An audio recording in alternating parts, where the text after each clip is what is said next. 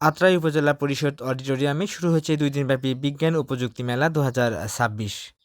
আত্রাই উপজেলার বিভিন্ন স্কুল ও কলেজের শিক্ষার্থীরা এই মেলায় অংশগ্রহণ করেছেন। বিজ্ঞান ও প্রযুক্তি মেলা মূলত শিক্ষার্থীদের উদ্ভাবনী চিন্তা, হাতে কলমে বিজ্ঞান চর্চা আর প্রযুক্তির ব্যবহারে আগ্রহী করে তোলার জন্য আয়োজন করা হয়। বাংলাদেশে এটি বেশ জনপ্রিয়, স্কুল কলেজ থেকে জাতীয় পর্যায় পর্যন্ত। এটির উদ্দেশ্য বিজ্ঞানকে বইয়ের পাতা থেকে বের করে বাস্তবে দেখানো, শিক্ষার্থীদের সমস্যা সমাধানের দক্ষতা বাড়ানো, নতুন উদ্ভাবন ও প্রকল্প তুলে ধরা, বিজ্ঞান মনস্ক প্রজন্ম তৈরি করা।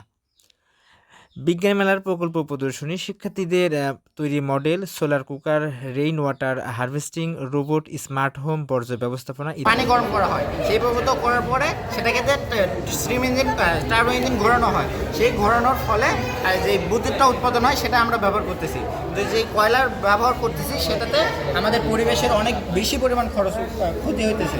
আমাদের মাটি খনন করতে হইতেছে, পাহাড় খনন করতে হইতেছে, যার ফলে পরিবেশের অনেক পরিমাণ ক্ষতি হচ্ছে। এবার এটি সেখানে আপনি জেনেটিক বিভিন্ন রিসার্চের মাধ্যমে উন্নত মানের উদ্ভিদ আপনি আবিষ্কার করতে পারবেন, এবং এই উদ্ভিদটা যেন ফার্মের জন্য এবং বিভিন্ন ধরনের এটি ঊর্ধ্বপাতনের মাধ্যমে সরাসরি তরলে পরিণত হয়ে সরাসরি বরফে পরিণত হবে।